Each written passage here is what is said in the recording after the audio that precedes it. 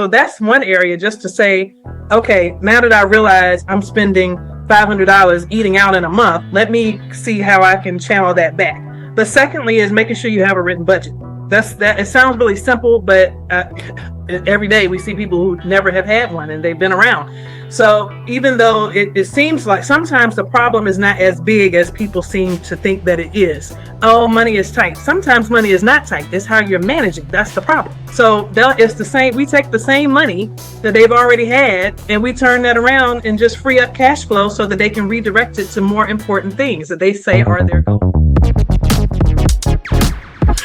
Welcome back, everybody, to another exciting show, the About That Wallet podcast, where we help the sandwich generation build strong financial habits so that they can spend money, talk about money, and enjoy their money with confidence. And today I have a person who is a 3-time author, a professional speaker, and very passionate about families and helping them achieve financial security, which really aligns with this podcast. And her name is Brianna Colon, and I just want to thank you so much, Brianna, for coming on to the show. And how are you doing today? I am doing fantastic. Awesome. Great to hang out with you today. Yeah, we had a great laugh. Yes, absolutely. So, definitely. One of the things that you talk about in your books is about religion and also finances. Mm-hmm. What is the common theme that you found where the religious piece has really made such an impact for someone's finances? Well, it's impacted, even just for me personally, I can speak from experience of how having my faith in God has absolutely had a direct impact on our finances, how we make financial decisions, how when we pray for things, and that are related to finances, like we prayed for, and we asked God to help us to find a new place to live when we moved from one part of Maryland to another part of Maryland, and we had to make a decision. We were selling our house, and then we had to, when you're in a new area, you want to rent. So anyway, long story short, we prayed and asked the Lord to help us find a new place to rent. Now, this is an example of where we didn't listen to God, but had the importance of the spiritual aspect of it. And I'll bring it full circle. So we were looking for a place to rent and couldn't find anywhere. Everywhere was so expensive because where we were moving, the price of the houses were like twice as much. So, but that's the beauty of having God the Father, because if he can create a whole heaven and earth, what makes us think that he can't find us one house that fits within our price range? But at the time, we were still growing spiritually, which that's a lifelong journey. But at that point, we were getting down to the wire because we're a military family and we felt like, oh, we haven't found anything. We just got to make a decision. So we signed on a dotted line for this house that was $2,700 a month to rent. Didn't even like the house. And not even a few days later, this lady reached out to us that I had inquired with, but had not seen pictures of the house. She didn't get back to me. So I just assumed it was so she got back to me and said, oh, I'm sorry. I didn't get back to you. But here's the pictures of the house. And the house was exactly what we were looking for. It was $1,800 a month, which was exactly what our mortgage was at the previous house. Had we just waited, we prayed, but we didn't wait for God to answer.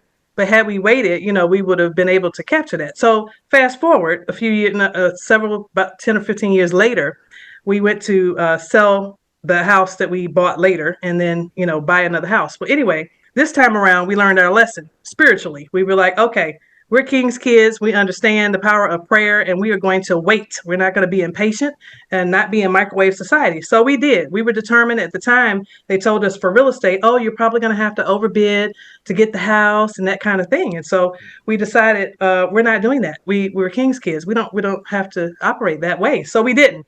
We ended up selling our house and had several people overbid for our house. But the house that we bought, we did not pay a penny over what they asked for and got money back at closing. Yes. So I'm just saying, as a personal witness, that's just one of many accounts that I have in my journal of how God has had a direct impact in our lives financially. And we have seen with our clients in working with them one-on-one many, many times where they come in and they feel like they make good money. They don't have enough to show for it, but they're coming in trying to be better stewards. That is their goal. And as Christians, I have watched God bless them to where before money was tight, and as they're making these adjustments and strategies that we're asking them to, they just start having blessings out of nowhere. People just, they're getting promotions that weren't expected, or some surprise check or something that's happening, and they fully understand that it's the power of God working in their life, that because they're becoming better stewards and striving for that, that leaves the room that, okay, now I can bless you in this way because you're going to be able to handle it. You're going to be able to handle what I'm trying to give you. So I'm going to shut up right there. Oh no, that is. I mean, so you keep going because it is one of the things that it goes back to your motto of your business, which is change your mind, change your money, and change your life. So can you talk Hmm. a little bit more about that process? Yes, yes. So that is exactly how we help our clients. Our mission is to empower families to financial freedom using mindset and money strategy. So that motto, change your mind, change your money, change your life, absolutely ties directly into the end result. If we want to be able to see something different, we got to be willing to do some things different. It's one thing to just, oh, I just need to get on a budget and I'll be fine, or I'm gonna just file bankruptcy and then I'll just start fresh and I'll be good. That's not enough. That's a band-aid. Yeah. If we don't change the habits that led to the issue of the finances being tight, then how do we expect to have a long-lasting result? We can't. So it's important to get to the root issues of why I'm not where I feel I need to be financially at this point in time. You may have someone that on the surface may say, like I had a client that said, well, I was unemployed for 7 months, and so that caused me to get behind on the bills, and it just caused a ripple effect and everything. Now that might have been an additional condition, but the root issue is you're not a saver. Because if Mm. you were properly saving and understood how to save from the beginning, that 7 months would have been a welcome vacation. It wouldn't have been a stress out, I can't pay my bills. So it's really, really important. And this is the reason why people end up filing for bankruptcy twice. Because it's easy to say, well, they didn't learn their lesson the first time. No, they just didn't understand that they needed to get to the root issue of the money habits that have contributed to them being in their own way Right. financially. And because we talking to the sandwich generation here, which means that they have kids to take care of and also their caretakers of their parents. What strategies for the people who are tight right now to look even for retirement to kind of breathe a little bit? Like, what strategies would you, I would say, suggest for them? Because we can't recommend, because we have to work with you to get some recommendations, but as a suggestion. Right, right. Well, one of the things that I find is very common with a lot of people is using the debit card. A lot of Mm. people have just gotten comfortable using the debit card for everything. Everything is swipe, swipe, swipe. But the problem is it gives us a false sense of what we're spending, because we tend to get comfortable and feel like, oh, it was just $20, it was just $10, it was just 15, and before you know it, it was actually 400, it was actually 800. So one of the things that's a practical thing that they can do is to go back and look. If you're a debit card user and you don't cash and carry, go back and look at 2 months of bank statements and write down the categories for, we're not talking about the bills, we're talking about everything else you spent money on, and break it down by category and look at how much you spent on gas, how much you spent on groceries, on shopping, on eating out, and you will be surprised at what you find out. People get amazing the we this is part of the homework process that we have our clients actually go through, but this is something practical people can do. But the point is, when people do this, they come back looking at it like, oh my gosh, I can't believe I'm spending this much money in this area. What, I can't believe I gave $300 to doggone Starbucks. What was I thinking? They just really don't realize. So just that little simple exercise raises your awareness to say, all right, I'm really tripping. Let me pull back in this area. So that's one area, just to say, okay, now that I realize I'm spending $500 eating out in a month, let me see how I can channel that back. But secondly, is making sure you have a written budget.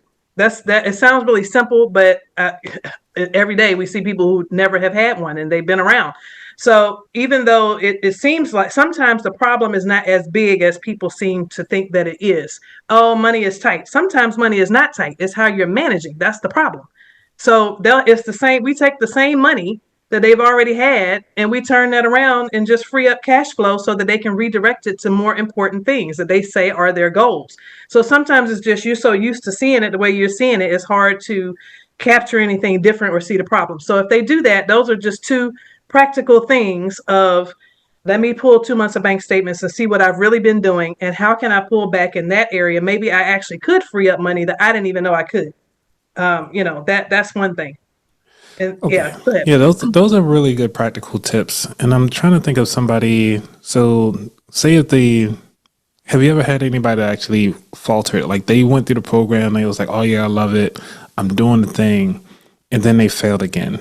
What was the reason why they relapsed?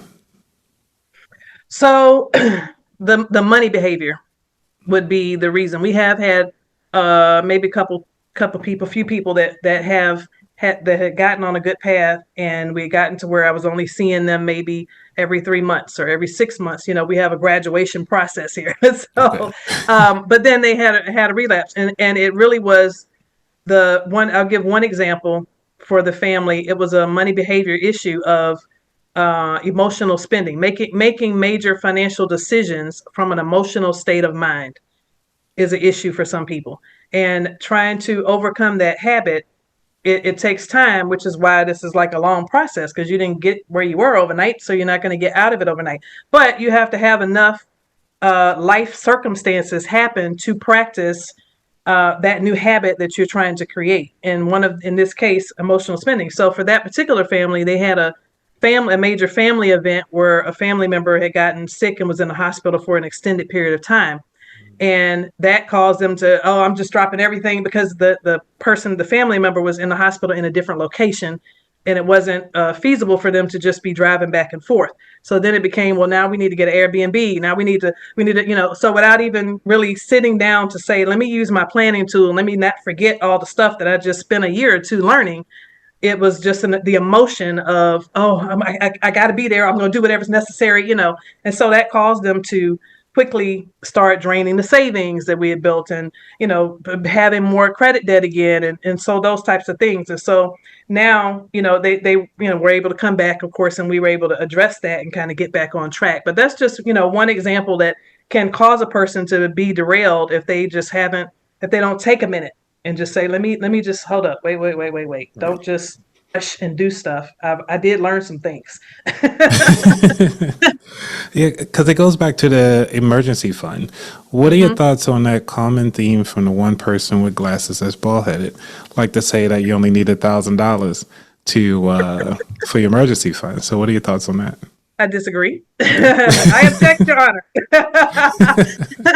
So it's $1,000 is the first goal. If you don't Mhm. have any money saved, people have the right idea of, I know I should save money, but we don't always do good with saving with intention. Knowing what is the number I should be striving for? What's the magic number? Sometimes we can get to 10,000 and think we've done something. That's an accomplishment, but that's not enough. So the first goal should be $1,000. If you have no money saved at all, I got to at least get to 1,000 as soon as possible. The next goal after that would be to look at, again, going back to the budget, which is your planning tool, to see how much money do I bring in, what are all my expenses, subtracting that. And so when you're looking at all of that, how much money does it take to run your house? We know your lifestyle number is what you're used to living off of, the full amount of the check. But what is your necessity number? If you were laying out all of the bills, the groceries, the gas, everything that needs to be paid for, that has to be paid for in a given month, and you lost your job tomorrow, what is that number? And whatever that number is, that becomes your next goal. That is my 1 month cash reserve goal. So once you have gotten to that goal, then you keep going. 2 months cash reserve, and it allows people to, again, to start saving with intention, because now that I understand that, now I can figure out how much money can I allocate to savings consistently every month. And now I can set a goal date. People don't set goal dates like they should, which they make savings optional. Oh, well, yeah, I'm not going to save this month because I had to take care of so and so and so and so. They devalue savings, but saving money is just as important as getting out of debt. Right. And when people get a lump sum of money, what do they do most of the time? I'm gonna pay off this, and this, and I'm gonna spend this, and this, and I might save $50. What? That's backwards. No, if we get a lump sum of money and we don't have any money saved, we better be thinking about the savings, because we don't know when an emergency is going to come. We don't get a heads up advance that the emergency is coming. So what happens if we put all this money on the debt, and now an emergency comes, we didn't save nothing, and now we're right back in debt again, and then the cycle continues. And we see that a lot with people. So anyway, the point is that you continue. And so I used to say a 6 month cash reserve. But now that we've seen clients that have been out of work for extended periods, now we say 12 months. I call it the peace of mind package. And it sounds like a lot of money, but that doesn't mean you got to have it all in a savings account earning point nothing percent. It Right. just means that you have liquid cash that's accessible to you.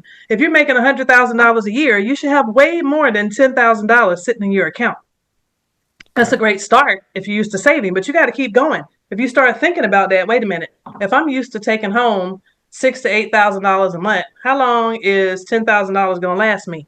A minute, a short You minute. got that right. Yeah. Just a short minute, but people don't think about it from that perspective because many are not used to having lots of money. Like sometimes I tell clients, sometimes you got to give yourself permission that it's okay for you to have $50,000 just sitting up.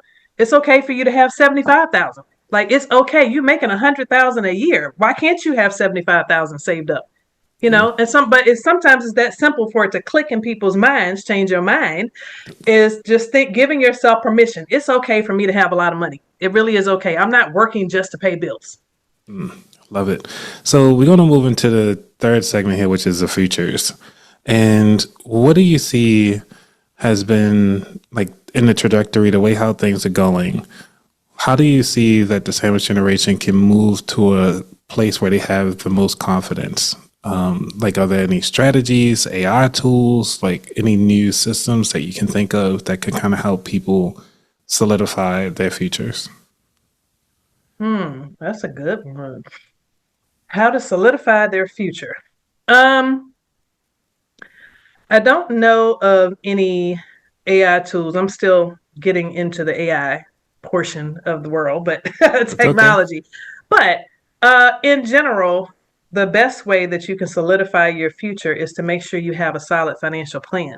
Because you have a financial plan, then you also have peace of mind. You know where you are now, you know where you're headed, you know where you're going, and it allows you to position yourself to always have a choice. When people start planning towards future as far as like retirement and whatnot, um, they again, this is another area where people have the right idea but don't always know how to do things properly. So we have the right idea of we know we should put money aside so we can have money in the future, whether we're investing in outside of retirement or whether we're just putting money aside for retirement. But we don't always know if what we're doing is going to get us where we need to be. That's a whole different thing. It's one thing to have an investment account or a retirement account, but if you don't have a retirement plan, then what are we doing? You're just throwing money in and hoping for an end result. We don't have to hope for the end result. We can actually plan and know what the result is going to be. So that is protecting your future. That is how you prepare is let me make sure that I am solid and that I understand how do I eliminate debt? How do I move to a place of financial freedom, both now and later? I want to be able to live life on my own terms, Yeah. do what I want to do when I feel like doing it. Because I mean, like you said, it's having those options to do what you want to do. Yes, positioning to have the choice. Yeah. That's key factor. Right. Now, do you have these conversations with your parents too, or your husband's parents? Like, far as like, what are y'all planning on doing in the future? Like, are they going to stay with y'all? Or are you going to put them in like a assisted living, or are you going to I'm just putting get them like in a the little? nursing home. Okay, No, you ain't staying over here. Like, y'all can stand with me. No, I'm kidding. But no, yes, we absolutely have had those conversations, and that's a good point that you're making about the fact that we should have these conversations with our parents. Sometimes that's the hush hush conversation. yeah. Oh no, I don't want to tell you all that because you're trying to kill me off. What's Mm-hmm. going on here? So yes, we did have the conversation of what do you have in place for if you have to go into, well, what type of care do you want to receive? If you get There you to a go. point that you can't take care of yourself, do you want to go into a assisted living facility? Do you want to have a caregiver come into the home? And once we know the answer to that, then the next question is, well, we know how much that is going to cost. Where is that money coming from? Do you have a long-term care policy? Do you have enough in your retirement assets to cover all of those expenses? Is that going to come out of my pocket? I need to know in advance because I didn't Right. plan that in my financial plan. That wasn't in there.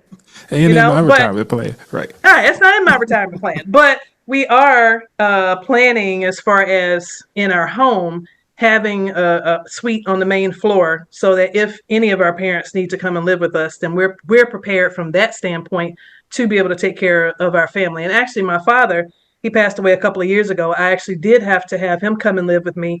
But prior to that, years prior to that, I actually sat down with him as well and said, hey, do you have a will? What do you have? And he had none of that in place. He was doing great financially. He didn't have any debt, but did not have a will in place. So I helped him to get a will. That's another area that we need to know Yeah. as the ones that are taking care of our parents in the future. Those are hard questions to ask sometimes, depending on the nature of your relationship, but an important question to ask because we don't want to be scrambling. It's enough to already be grieving when you lose a loved one, but it would be nice for them to have their stuff in order. Get the estate planning done. Do everything that you need to do so that all of your finances are in order. Do you know what life insurance your parents have?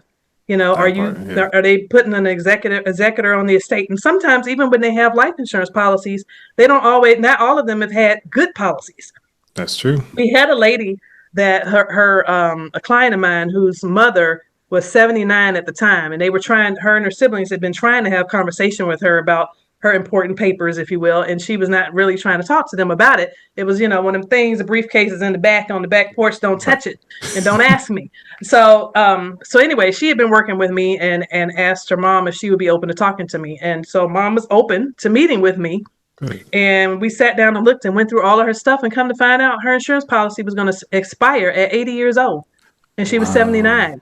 And we were like, are you serious right now? That was such a blessing and God's timing on me meeting with her because, who wants to be finding out at 80? Oh, yeah, by the way, sorry, your Right. policy's done. Sorry. Or if we let you keep it, you're going to have to pay $1,000 now instead of maybe the $100 you were paying before. So we were able to fix that and get it all switched around. But I'm just, again, stressing the importance of having people that making sure that you look at your parents' stuff and make sure they understand what they have. Because some of it they got a long time ago. They got it from, brother such and such who was selling insurance and they were just doing, helping them out and they didn't really understand everything. In fact, I got one more example and I'll shut up. I have a client that just reached out to me within the last week whose father is 84 years old and they're now having to keep paying more into the insurance. The policy keeps going up, and there's no end in sight. It's going to keep going up every year. And they were trying to decide, we put all this money into it. Do we keep it at this point, or do we just, try to suffer through and keep paying on it? Like, you shouldn't have to be making those kind of decisions with your parents at 84 years old. What in the world? Right. So please have that conversation, hard or not hard, because eventually you become the parents to your parent. So it's important to open up that dialogue. Hey, I'm just trying to look out for you and want to make sure that if there's any areas of deficiency that we address that together so that we make sure you have all your stuff in a row. I got all my stuff in a row and we're all doing great financially. Love it. Is there anything you want to leave the person that's listening to this right now before we dive into the final four? Anything that you want to achieve financially is possible. Sometimes people will be afraid to voice the things that they really desire and really want because they feel it's so far out there that it's not okay. And I don't know at all, based on my current situation, when am I going to be able to achieve it? Your current situation is your current situation. You have the ability to change. Being broke is optional. You don't have to be in that particular place. Wherever you're at now financially is not where you have to be in the future financially. It's important to get with, if you don't know how to do it on your own, then it's important for you to get with a financial advisor that you can trust so that you can get a solid plan, because I'm telling you, whatever you want financially is possible with a good financial plan. You just got to be willing to change your mind, change your money, and that will change your life. I love that. Full circle here. Like, That's what I do, yeah. So, you ready for the final four? Sure.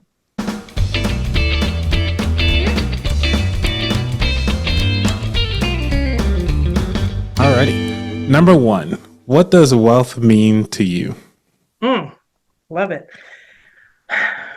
Wealth to me means being able to do what I want to do when I want to do it, live life on my own terms continuously.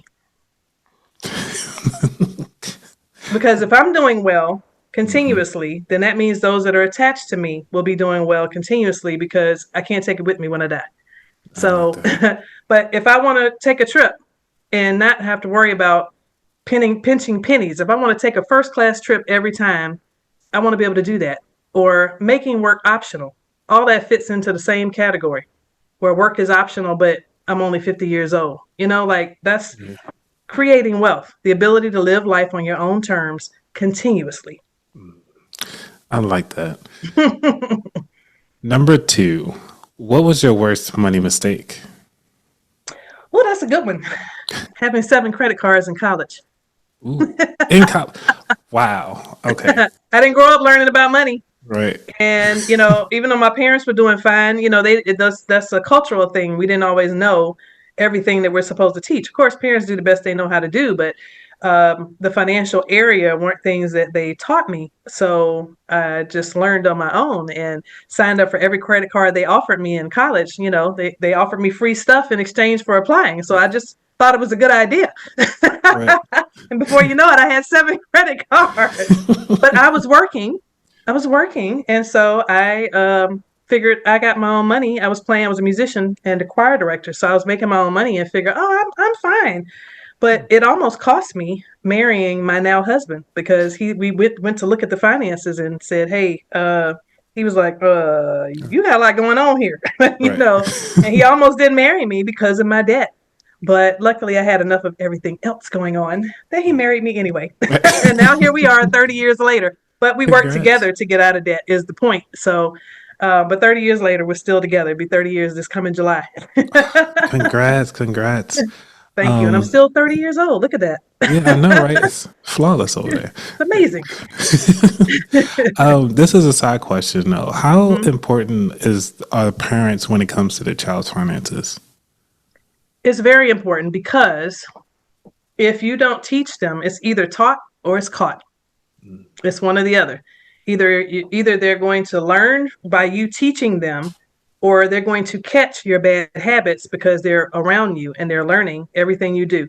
We have seen generational curses going on within our organization and our families because we encourage our families to make it a family affair when they start this process, especially for those living with them. We tell them, look, you need to go ahead and tell your kids that you're going on a financial path and that they may be impacted by these changes, so they need to govern themselves accordingly. So yes, it's a very big deal. What you do and how you manage your money is a very big deal as it pertains to your kids, and there are things that you need to be teaching them along the way that can help them to learn and be more open. Sometimes parents aren't open about it, especially if they're not doing well, but it's important to let the kids see.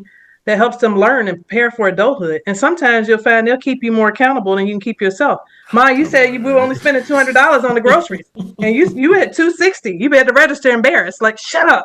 Talk about it, right?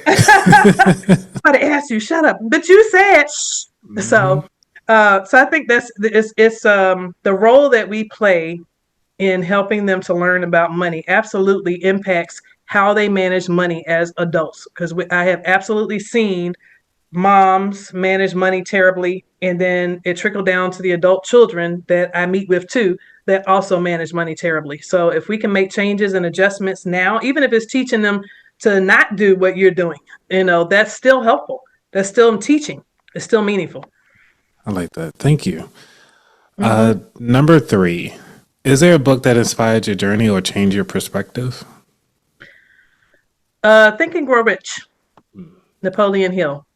Our mind, it's amazing. The brain is amazing.